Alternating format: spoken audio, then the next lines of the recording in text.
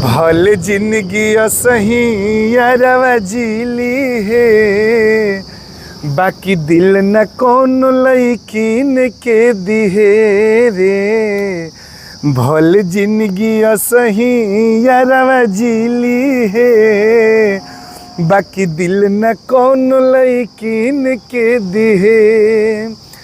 अरे होई फाटल कर जवाया अपन सिली है, बाकी दिल न कौन लईकिन के दिहे। नमस्कार, प्रणाम, गोड़ लागतनी। हम बानी आप सबके भोजपुरी लोक गायक रोहित प्रधान। और आज हम अपना गांव में ग्राम छोटका ढकाइच में अपना भाइयों संग बैठल बानी।